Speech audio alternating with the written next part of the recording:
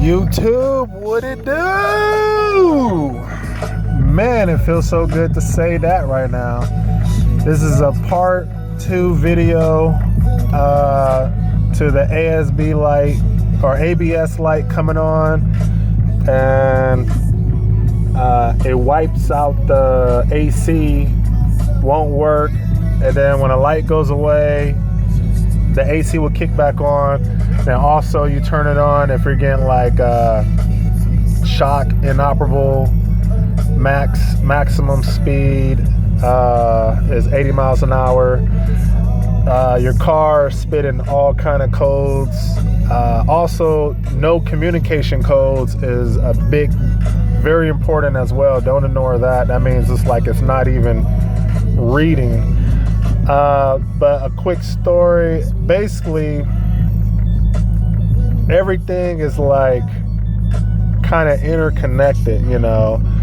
The steering column is going to read, you know, like the clutch, and then the clutch is reading the ABS, and the ABS is reading this, the traction control, and the traction control. And then when one thing messes up, it throws everything off, because if it's trying to read something else and it's not getting the information from it, then it's going to throw a code, because it's saying, hey, we can't do what we trying to do if this thing over here is not sending out the information. So basically, I read on the forums a lot of places that pick or to start from, and the ground, especially the two in the front by the headlights, were like caked with dirt and all kind of shit in there. So definitely tackle those.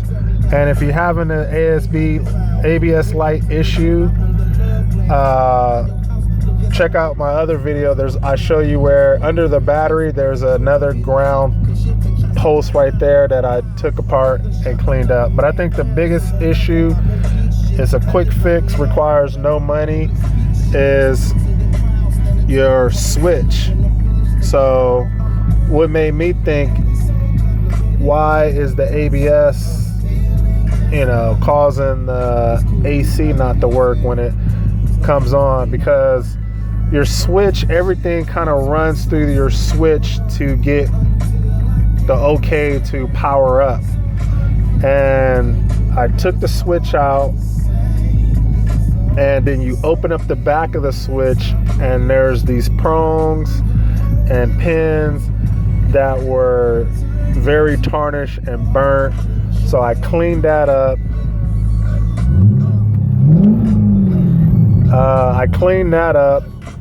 And put it back together, started it up. I haven't had an issue yet. This is only day 2.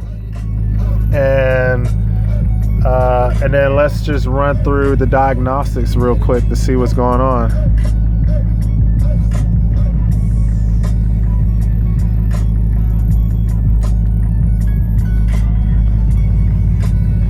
No codes. RTD, no codes. BCM, no codes. SDM, no codes. IPC, no codes. 80 radio, no codes. 99 HVAC, no codes. No codes on LDCM. RDCM, no codes. SCM, no codes. RFA, no codes. And that's it. So, and you know, I'm just running through it.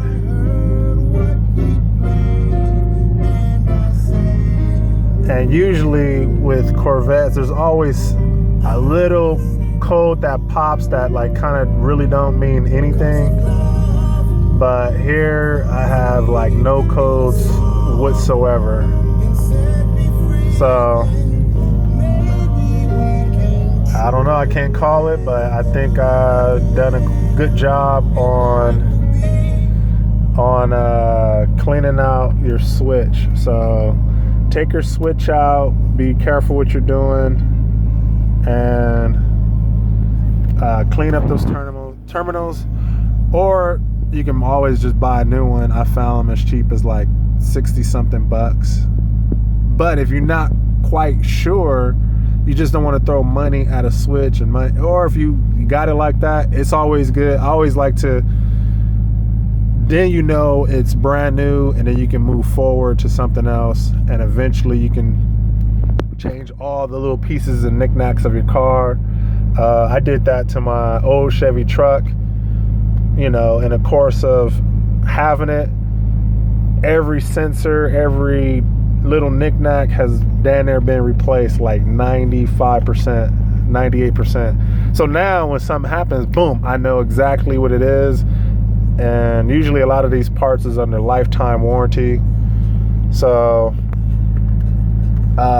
try your switch first.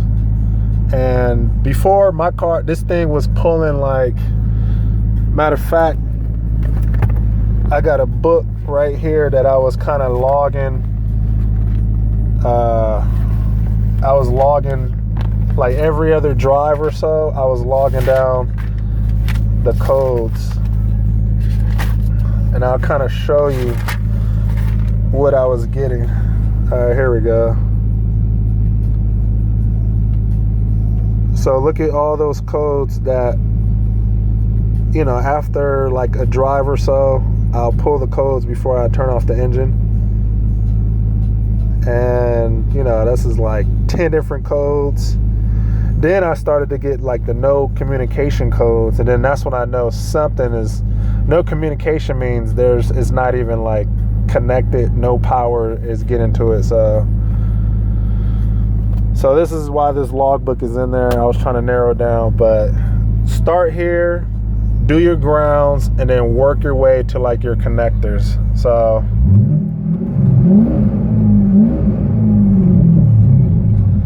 that's what it is. I'll give you guys an update. You know, 86. Keep you guys posted on all the good stuff. What I do is I try to do videos that's not out there, you know what I'm saying? There's videos on how to take the dash apart, well, not the dash, the console and all that, to get to like your radio or your HVAC, but there's nobody really showing you how to break down the ignition. I did that in my other video. Check it out. If you got any questions, get at me. Quick response. And right now, we're about to go on a cruise to see how we do. All right, peace.